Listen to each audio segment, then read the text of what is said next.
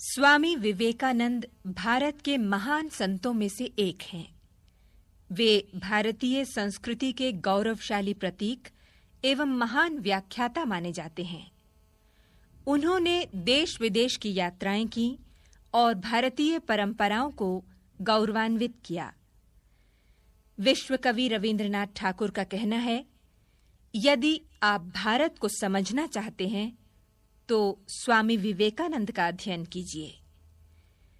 स्वामी विवेकानंद का जन्म कलकत्ता में 12 जनवरी 1863 को हुआ। इनके बचपन का नाम नरेंद्रनाथ था। नरेंद्रनाथ का पालन पोषण खुशहाली में हुआ। उनके पिता विश्वनाथ दत्त कलकत्ता हाई कोर्ट में बड़े वकील थे। वे नए विचारों के व्यक्ति थे। नरेंद्रनाथ की माताजी पुराने विचारों की धार्मिक महिला थीं। उनका अधिकांश समय पूजा पाठ में व्यतीत होता। वे नरेंद्रनाथ को रामायण और महाभारत के किस्से कहानियां सुनातीं। अतः नरेंद्रनाथ को अपने माता-पिता से नए और पुराने विचारों का समन्वय मिला। नरेंद्र बचपन से ही बहुत नटखट थे। उनकी शरारतों के कारण सभी तंग रहते। नरेंद्र थे तो नटखट स्वभाव के, परंतु उनके हृदय में धर्म के प्रति आदर एवं श्रद्धा का भाव था। वे अपनी मां के पास घंटों बैठे पुराणों की कथा बड़े चाव से सुनते और उन्हें याद रखते। बाल्यकाल से ही नरेंद्रनाथ में महापुरुष के लक्षण स्पष्ट रूप से झलकने लगे। उनकी रुचि सदैव आध्यात्मिक ज्ञान की खोज में रहती। वे जब भी किसी साधु सन्यासी को ईश्वर या धर्म के संबंध में भाषण देते सुनते तो उनसे प्रश्न करते, क्या आपने ईश्वर के दर्शन किए हैं? परंतु उनके उत्तरों से नरेंद्रनाथ की संतुष्टि नहीं होती। समय बीतता गया। एक दिन की बात है, उनकी कक्षा में प्रधानाचार्य धर्म और दर्शन पर व्याख्यान दे रहे थे। उन्होंने देखा नरेंद्रनाथ अपनी आंखें बंद किए बैठे हैं। उन्होंने पूछा, नरेंद्रनाथ, तुम सो रहे हो? जी नहीं प्रधानाचार्य जी, मैं कुछ सोच रहा था। क्या सोच रहे हो तुम? क्या आप मेरे प्रश्न का उत्तर देने का कष्ट करेंगे? हाँ, बोलो नरेंद्र, क्या प्रश्न है तुम्हारा? श्रीमान जी, क्या आपने ईश्वर के दर्शन किए हैं? नरेंद्रनाथ, तुमने बहुत कठिन प्रश्न पूछा है। तुम इस प्रश्न के उत्तर की खोज में गंभीर भी हो। निराश ना हो। मैं तुम्हें ऐसे संत का नाम बताता हूं जो तुम्हारे प्रश्न का उत्तर सही दे सकते हैं। यदि वास्तव में ईश्वर के दर्शन करना और सत्य की प्राप्ति ही तुम्हारा उद्देश्य है, तो तुम दक्षिणेश्वर में श्री रामकृष्ण परमहंस के पास चले जाओ। वे ही तुम्हें ईश्वर के विषय में बता सकते हैं। नरेंद्रनाथ को प्रधानाचार्य की बात जच गई और वे कुछ ही दिनों बाद दक्षिणेश्वर में श्री रामकृष्ण परमहंस के पास पहुंच गए। वहां पहुंचकर नरेंद्रनाथ ने अपना वही प्रश्न पूछा। प्रणाम महात्मन। जीते रहो पुत्र। महात्मन, मैं आपसे अपने एक प्रश्न का उत्तर जानने आया हूं। क्या आप मेरे प्रश्न का उत्तर देंगे? जब श्री रामकृष्ण परमहंस ने नरेंद्रनाथ को देखा तो वे उन्हें एकटक देखते ही रहे, जैसे वे बहुत पहले से ही एक दूसरे से परिचित हों। फिर वे नरेंद्र से बोले, पूछो पुत्र, तुम क्या पूछना चाहते हो? क्या आपने ईश्वर को देखा है? हाँ पुत्र, मैंने ईश्वर को देखा है। ठीक वैसे ही जैसे तुम्हें देख रहा हूं, तुमसे बात ही कर रहा हूं। यदि कोई सच्चे हृदय से ईश्वर की आराधना करे तो वो अवश्य भगवान को प्रत्यक्ष पा सकेगा। यदि तुम मेरे कहे अनुसार काम करो तो तुम्हें भी भगवान के दर्शन करा सकता हूं। श्री रामकृष्ण परमहंस की बातों का नरेंद्र नाथ पर गहरा प्रभाव पड़ा और वे उनकी ओर आकर्षित होने लगे।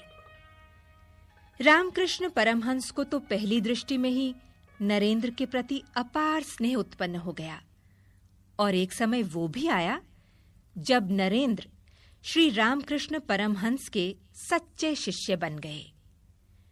उन्होंने उनके विचारों को अपनाया। श्री रामकृष्ण परमहंस की महासमाधि यानी उनके निधन के बाद नरेंद्र ही उनके उत्तराधिकारी बने।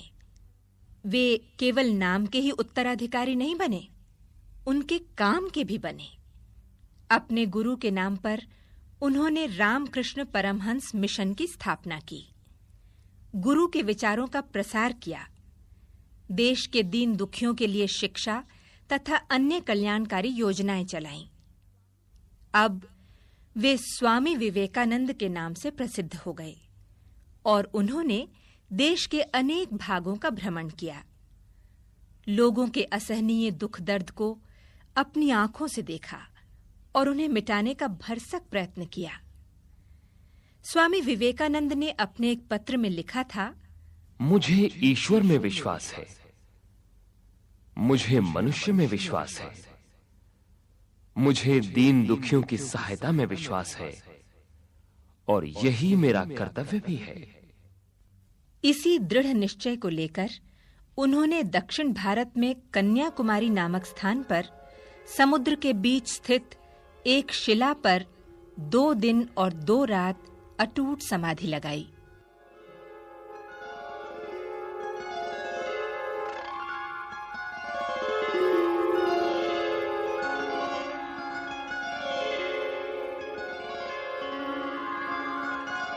इसी समाधि के दौरान उनकी आंखों के सामने अतीत और वर्तमान भारत के चित्र उभर आए।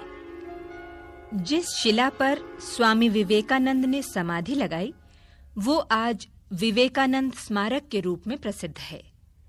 आज लाखों लोग कन्याकुमारी स्थित उस विवेकानंद स्मारक के दर्शन करने आते हैं। जन कल्याण की भावना विवेकानंद के रोम रोम में समा चुकी थी। इसी भावना को लेकर उन्होंने देश में पैदल भ्रमण किया। वो जहां भी जाते उनका आदर सत्कार होता और लोग उनके शिष्य बन जाते। इसी बीच अमेरिकी शहर शिकागो में एक विश्व धर्म सम्मेलन का आयोजन हुआ। स्वामी जी ने इस सम्मेलन में जाने का फैसला किया। वे शिकागो पहुंचे। वहां उन्हें काफी कठिनाइयों का सामना करना पड़ा। इस शिकागो सम्मेलन में उन्हें अपने विचार प्रकट करने का विधिवत निमंत्रण नहीं मिला था। फिर भी अपने एक मित्र की सहायता से उन्हें सम्मेलन में केवल 5 मिनट बोलने का समय दिया गया, जिसमें वे अपने विचारों को सभा के सामने रख सकते थे। स्वामी जी ने अपने भाषण में कहा, मेरे अमेरिकी भाइयों और बहनों,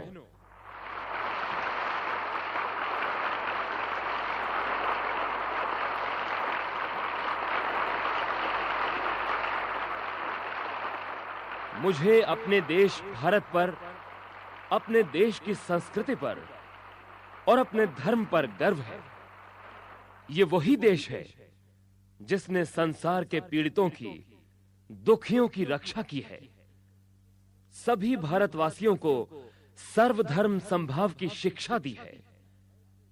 मुझे ऐसे राष्ट्र का नागरिक होने का गौरव प्राप्त है जिसने विश्व के सब धर्मों और राष्ट्रों के शरणार्थियों को शरण दी है। इस धरती पर समय समय पर अत्याचार होते रहे हैं। भिन्न भिन्न धर्मों के लोग पीड़ित किए गए हैं।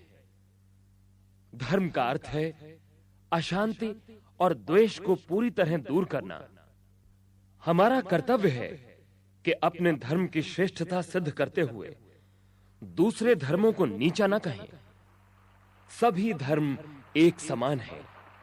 सभी धर्मों का आदर करना हमारा कर्तव्य है।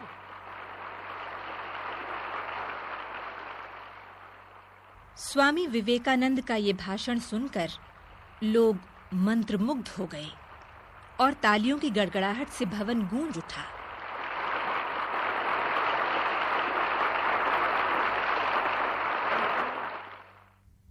उनके विचारों की सभी ने प्रशंसा की।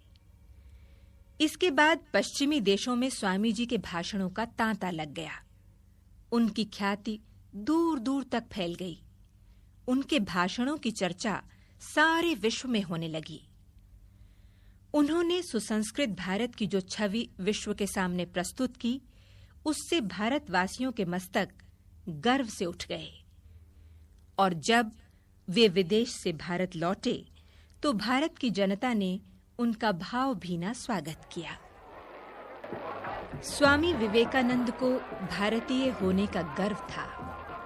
वे चाहते थे कि उनके देशवासी भी ऐसे ही हों, देश के लिए जिएं, देश के लिए मरें। स्वामी जी में देशभक्ति की भावना कूट-कूट कर भरी थी। उनका सारा प्रेम भारत के प्रति था और भारत की सेवा में ही उन्होंने अपने प्राण त्याग दिए। आज भी उनके विचार उन्हें अमर बनाए हुए हैं।